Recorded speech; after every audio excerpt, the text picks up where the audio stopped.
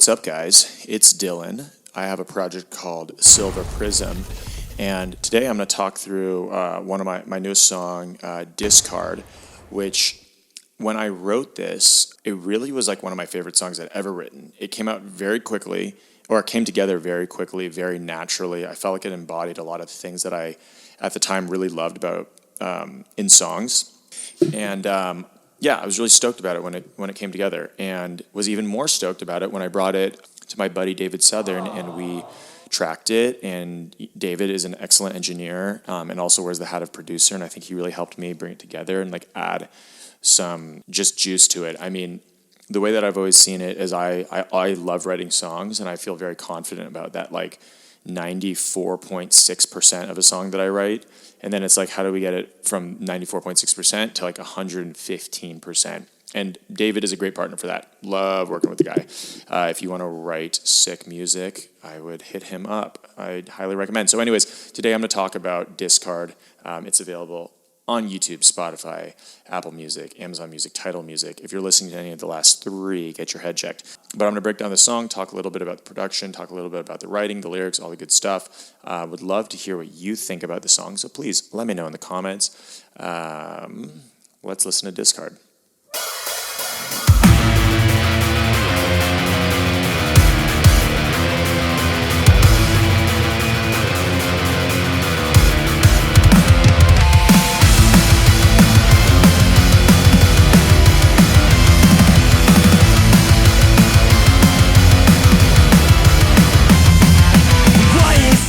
Okay, got to talk about the intro here. So, a couple things. I love a sixth interval, which is that sort of like, it feels very ominous, but also sort of out of tune-ish, because a sixth is like the interval right before you get back to your root. Little music theory nonsense for you there. But I love them. It just makes, it feels a little bit uncomfortable. And there's a song written by Landon Tours, The Plot and You, way back in the day, like 2010 or 11, called Bully. And it had this like really, it was a slow lead riff that I felt like it set like a theme for this song, like right in the intro. And that was kind of what I was going with here, is like, I originally came up with just the rhythm part. And I wanted to be fast and driving and hit really hard. And there's even like that little metalcore riff that gets you from the intro to the verse, which I love. It might be too much, whatever. But I wanted to put a layer over it, and I was like, I could do something really fast to like really be like, but I was like, or I could go against that and do something more slow that sort of like was a counterpoint to the fast, punchy thing. So anyway, that's what I did. I think it turned out pretty cool. Let me know what you think. Let's get back into it. Monsters in the dark have familiar faces. They embrace me with their open arms. Then it's all I know, and I wish that I could just go back, then find out where the path consumed me and took me. Yeah, I'm afraid. Okay, so a bunch of stuff going on here. Let's talk about the music for a second. So the first thing, when I first wrote this, the verse was sort of like this lower register, slow rhythm riff, and we kept that. There was another like higher lead part to it, and David and I ended up changing that and making it a little bit slower and a little bit more. I think it just created a little bit more space, which I think was a great foundation for the vocals, which are, they move a little faster, and really what they're portraying is, it's a similar story to a lot of the narrative of my music, I feel like, which is, I mean, it's all personal stuff, but it's like this notion of getting really invested in various endeavors in life, but then also kind of like getting lost in it, and all of a sudden being like, what the heck am I even doing? Where am I? And that's like the whole, and then also sort of befriending the monsters in the dark that you find along this journey. That's the whole line. Why is it that monsters in the dark have familiar faces? They embrace me with their open arms, and it's all I know. And I think that there's a lot of times in life where we find ourselves in these sort of unique positions where we get invested in something, we really believe in it, and then you get miles and miles down the road, and then you're just kind of like, where, what, and who? And then asking yourself, like, when was it that this path consumed me and took me in? So that's verse 1. Let's keep it going. I could lose it all and never get back. This thing I never wanted, this thing I never wanted. I think I get forgotten what I was made for. So tell. Okay, just got to talk about the pre-chorus real quick because I freaking love it. It's a very like Taking Back Sunday-y sort of call and response with the vocals. A lot of fun layers there. You got the big tom part.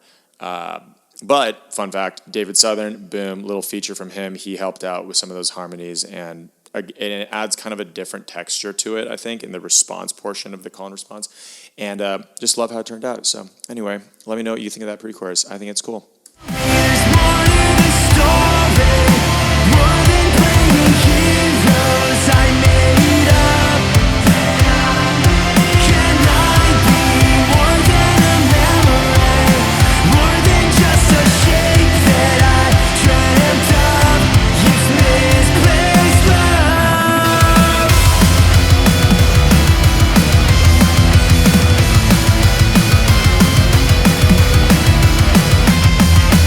Counting seconds. Okay, we'll just talk about the chorus really quick. Yeah, so again, the song is called Discard because there's no other good reason that it felt right, and I like the word discard, the notion of like throwing something away. But misplaced love is really the theme of the song, which is that it goes back to what I was talking about of you throw yourself into something, you're very passionate, you're very invested, you're involved. But then later on, you might kind of like look around and be like, whoa, maybe this isn't for me. Maybe this isn't what I'm supposed to be doing. And that to me is misplaced love. So that really is like the chorus really carries that theme along. Did a couple things in here that I really liked. We did eliminate a lot of the riffs that I was really attached to originally that were layered in on this chorus, but again, I think David's ear was correct in doing so because it just opens it up a little bit more, it leaves more space for the vocal parts, and then we added some really great layers that just added extra, dynamics to it. One of the things that I did in here, it's very subtle, but I think that, you subconsciously are going to pick it up sonically, is like the kick pattern barely there in the first half of the chorus, and then the second half of the chorus, it's like da-da-ga. So it's intended to like make you kind of like lean in a little bit more on that second part of the chorus and drive you home a little bit more, which inevitably pops back into the intro as like a post-chorus, which is that fast driving part. And again, it just all felt sonically logical, if you will. Okay. Running out, I can live this way. Ready to now I can take the way. I thought that the passing of years would diminish my fears, but I'm standing at the edge of the void, and it's staring back and sees through me. So tell. Okay, cool. Second verse, I love how it ended up. We ended up kind of like throwing that EQ effect in the first half of the vocals. At first I was like, man, is that too much? And David was like, no, it's not. And I think he's right. It just like adds character to that second verse. So the first half, you've got that effect on it. It's mostly just the drums, like getting us going, getting us through it. You have some very light sort of guitar and ethereal just layers, and I think that we added some kind of like weird little synth bits in there as well, which I think are cool. And then it picks up and gets us to a totally different pre-chorus. It's a shorter pre-chorus. There's the chords in it actually hint to a sort of like outro thing that's way later on. We'll get there eventually, gad. But yeah, so there is one line in here vocally that I personally was really into. I like little homage things, right? And like I have a song where there's like a Napoleon Dynamite homage, and there's one that has like a Harry Potter reference, and so this one, it was a reference to the quote, like I stared into the void and it stared back, and I think that's like such an eerie and creepy. It's a creepy notion of sort of like existentialism, and I have that in this song. So anyway, no one really cares, but that's fun for me. More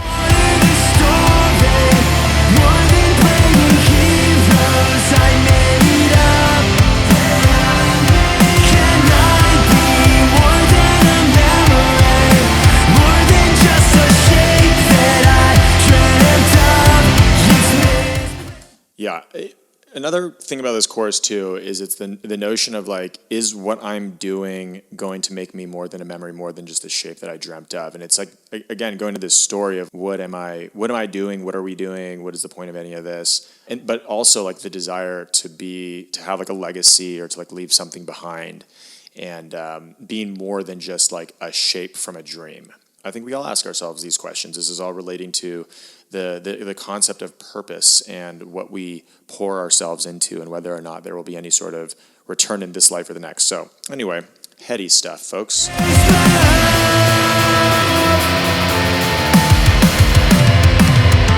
never get back all the time spent. I wasted being so afraid.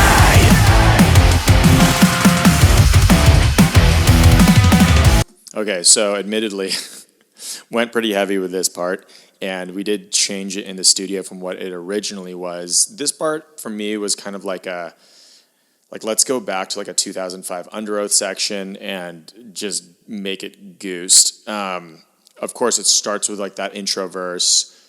The drums have some fills in them that I love. It like really, again, carries the section, gets you prepared for something big to come. And then I went in on some kind of like yelly vocals that I've never really done before. Not that I've actually done any of this before, but and we got a little backing from David Southern there as well to give us some more like high pitched yells. And yeah, it came through nice. It might be more aggressive than what I'm trying to do with my music, but I couldn't say no to it because I just love how it feels. In terms of what we changed, we added the drum. It's really mostly the drums and making it just a little bit more chunky. I think it's just a little bit more interesting. So anyway, let's keep listening.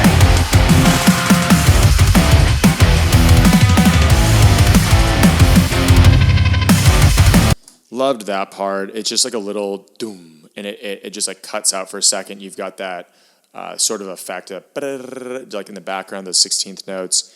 And I just like love how it sort of feels like off balance and catches itself. Anyway.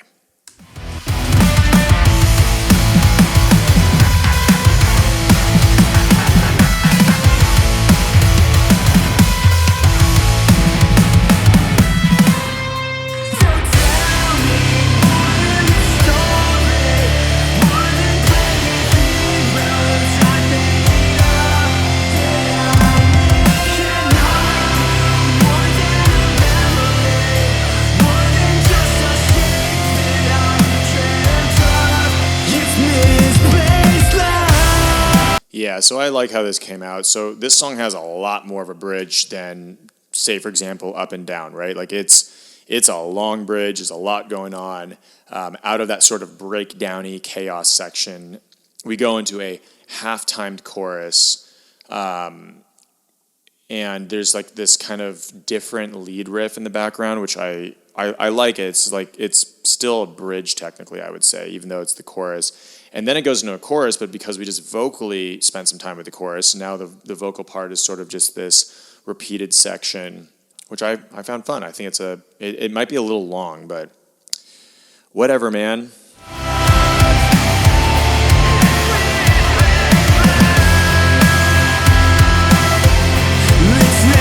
Love this.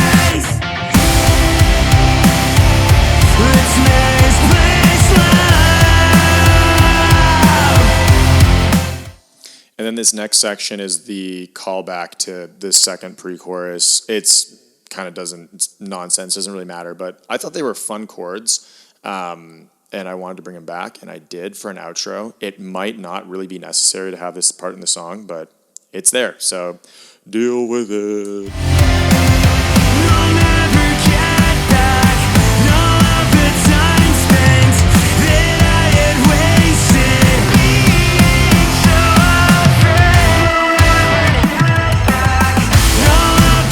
Fun little fill to split up that section, and then vocally, I'll never get back all the time spent that I'd wasted being so afraid. So another not metaphor, but another like sort of definition of misplaced love in my mind. I've always believed there's two kinds of decisions in life. Life are decisions made out of love and decisions made out of fear. I sort of like characterize fear as misplaced love.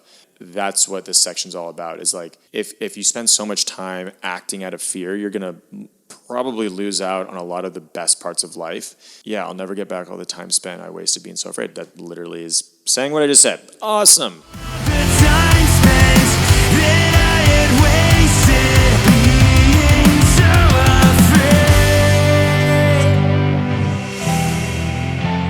afraid. Nice. And then David added those nice little sweeps at the end.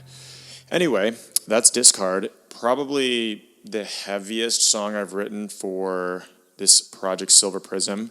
Let me know what you think. Let me know what you think it sounds like. If there's any sort of, things that you enjoy that this is reminiscent of. Love the feeling of this song. I love how it really speeds up, but it also really slows down. It definitely takes its time, and it goes into a lot of different sections. It was an absolute blast to write. It was a difficult one to track. But yeah, let me know what you think in the comments. Discard by Silver Prism, available everywhere, even for you Apple Music fiends. Okay, good night.